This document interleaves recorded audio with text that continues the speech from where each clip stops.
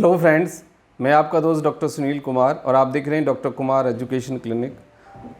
Repeatedly most common जो एक queries है जो लोग लगातार पूछते हैं, जो सोशल मीडिया पे भी और जो कई बारी लोग हमसे भी पूछते हैं फ़ोन करके या मैसेज करके, व्हाट्सएप पे भी कई बारी इस तरह का क्वेश्चंस आता है कि हम आखिर किसको दिखाएं।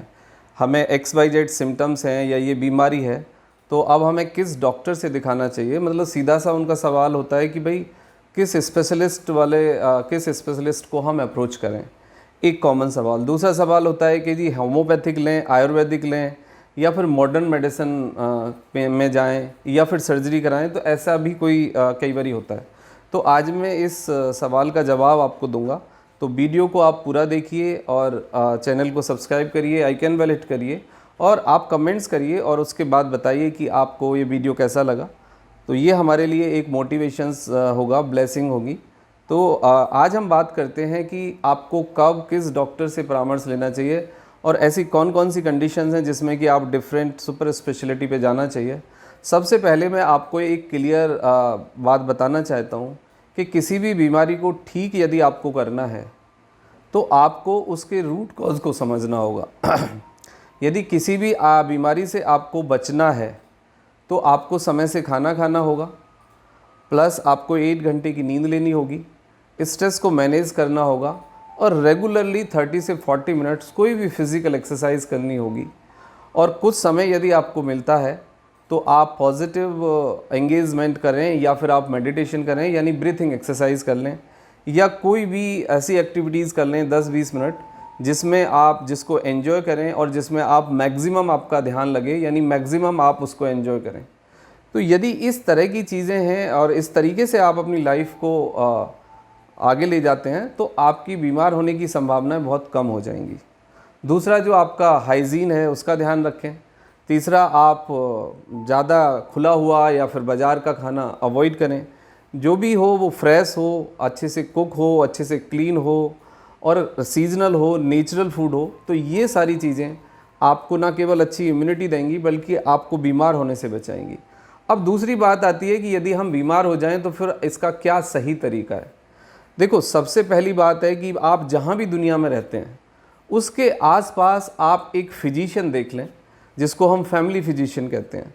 दुनिया में जितने अच्छे फैमिली फिजिशियंस होंगे, जितने अच्छे फिजिशियंस होंगे, उतनी प्रॉब्लम्स कम होंगी, उतनी कॉम्प्लिकेशंस कम डेवलप होंगी, बीमारी उतनी कम बिगड़ेंगी और बीमारी को फिर फर्स्ट स्टेज में ही ठीक कर लिया जाएगा। तो उसके बाद आपको सुपर स्पेशलिटी या डिफरेंट स्पेशलिस्ट डॉक्टर्स के पास जाने की आवश्यकता कम होगी। हाँ, यदि कोई मेडिकल इमरजेंसी है आपको तो मेडिकल इमरजेंसी नियर बाय आप हेल्प लें, लेकिन रेगुलर बेसिस आप ज़्यादा नहीं, 1 साल में एक बार अपने फैमिली फिजिशियन के पास विजिट कर लें। इससे सबसे बड़े फ़ायदे ये होते हैं कि जो भी आपका फिजिशियन होता है वो आयुर्वेदिक फिजिशियन हो सकता है, होम्योपैथिक फिजिशियन हो सकता है, वो मॉडर्न मेडिसिन वाला फिजिशियन हो सकता है, लेकिन ज़रूरत इस बात की कि फिजिशियन आपके अप्रोच में हो, यानी कि आप फिजिशियन से रेगुलर बेसिस मिलते रहें।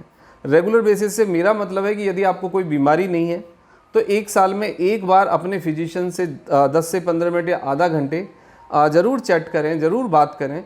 क्योंकि जो फैमिली फिजिशियन होते हैं, जो आपके फिजिशियन होते हैं, उनको आपकी हिस्ट्री पता होती है, उनको आपके जेनेटिक बिहेवियर के बारे में पता होता है, वो आपके म्यूटेशन को समझ सकते हैं, वो आपका जो चेंज है हार्मोनली, मेंटली जो चेंज है या जो फिजियोलॉजिकल चेंज है उसको बेटर समझ सकते हैं। क्योंकि हम लेस एंड मोर अपने पेरेंट्स, यानी हम अपने फोर फादर या पेरेंट्स का ही रिफ्लेक्शंस होते हैं। तो ये बहुत इम्पॉर्टेंट होता है और जो डॉक्टर आपके बारे में, आपके फैमिली के बारे में जितना ज़्यादा डीपली जानता है, जितना ज़्यादा उसने स्टडी किया है, उतना ही वो बेस्ट डॉक्टर है आपके लिए। और कई बार देखा होगा आपने कि आपकी रिपोर्ट गलत आती है, लेकिन आपके फैमिली फिजिशियन उस रिपोर्ट को देख के विदिन ए सेकेंड, ये फ्रैक्शन में बता देते हैं कि ये रिपोर्ट गलत है, आपको ये प्रॉब्लम नहीं हो सकती। इसका आधार है उस फिजिशियन के पास आपकी पूरी हिस्ट्री होती है, उस फिजिशियन के पास आपके हेल्थ का पूरा आइडिया होता है, खाका होता है उसके ब्रेन में, और वो फ्रैक्शन में ही ये पहचान जाता है कि आपको क्या प्रॉब्लम हुई है।